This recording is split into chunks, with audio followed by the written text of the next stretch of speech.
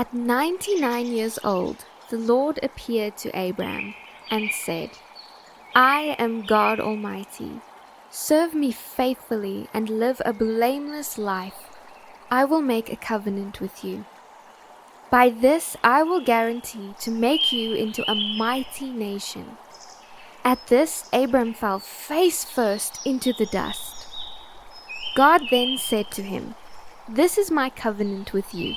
I will make you the father of not just one nation, but a multitude of nations. What's more, I am changing your name.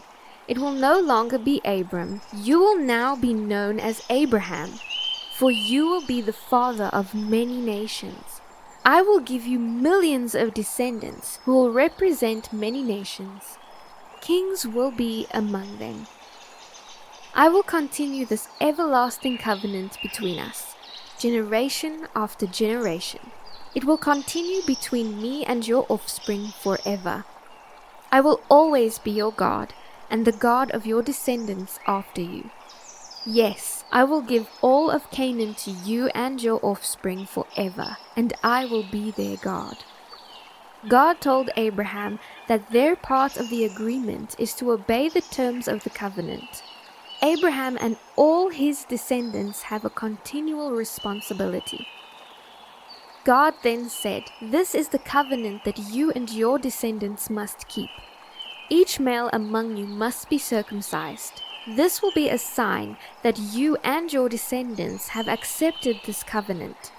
Every male must be circumcised on the 8th day after his birth.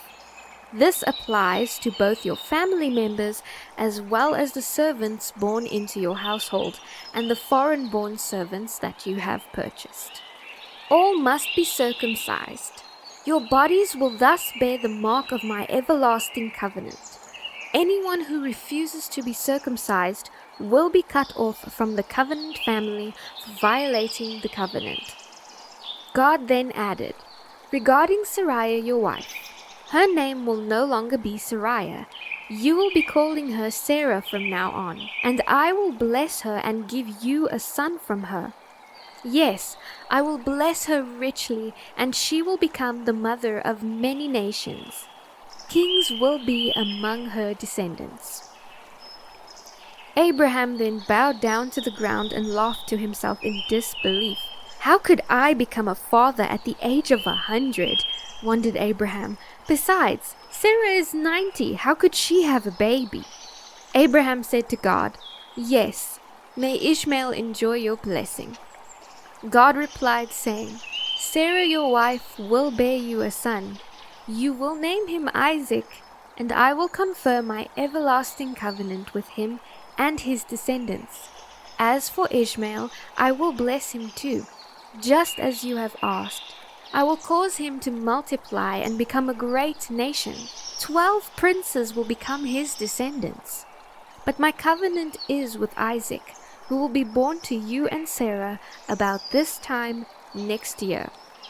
On that very day, Abraham took his son Ishmael and every other male in his household and circumcised them all, exactly as God had told him.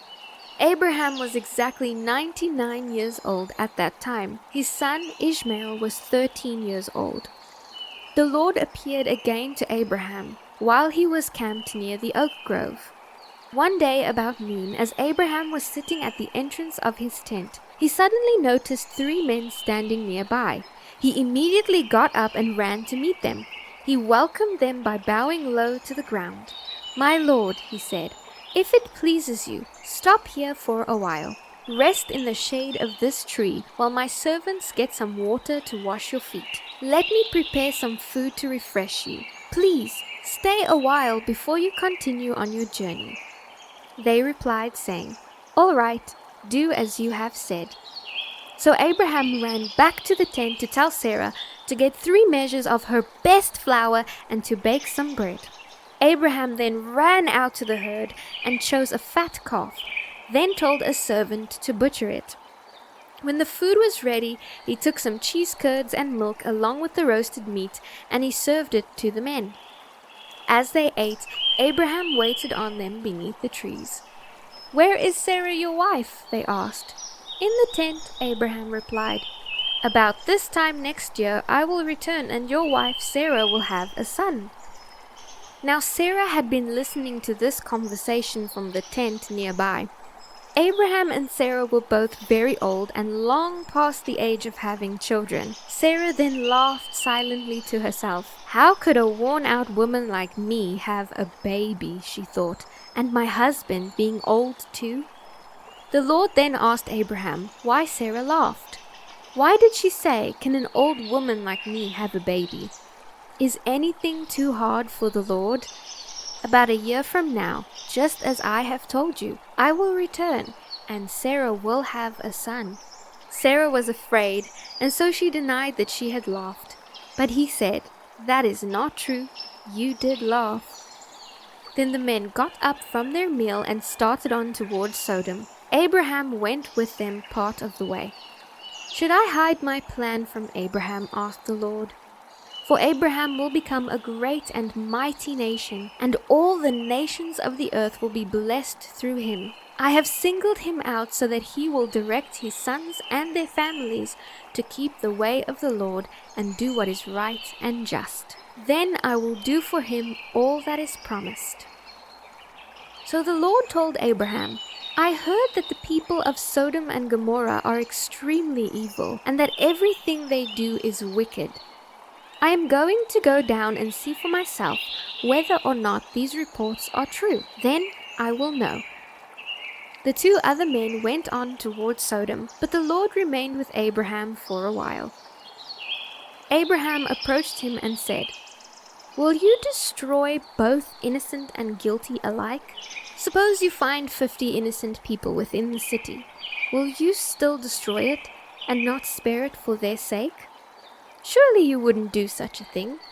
Why would you be treating both the innocent and the guilty the same? Surely you wouldn't do that. Should not the judge of all the earth do what is right?" The Lord replied, saying, "If I find 50 innocent people in Sodom, I will spare the entire city for their sake." Abraham responded, saying, "Since I have begun, let me go on to say to my Lord, even though I am but mere dust and ashes, suppose there are 45. Will you destroy the city for lack of 5?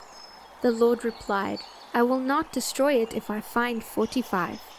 Abraham then pressed his request further. "Suppose there are only 40. Please don't be angry, my Lord," Abraham pleaded. "Let me speak. Suppose you only find 30. The Lord replied, "I will not destroy it if I find 30. Abraham continued, "Since I have dared to speak to the Lord, let me go on. Suppose there is only 20. The Lord replied, "For the sake of the 20, I will not destroy it." Finally, Abraham said, "Please do not get angry, my Lord.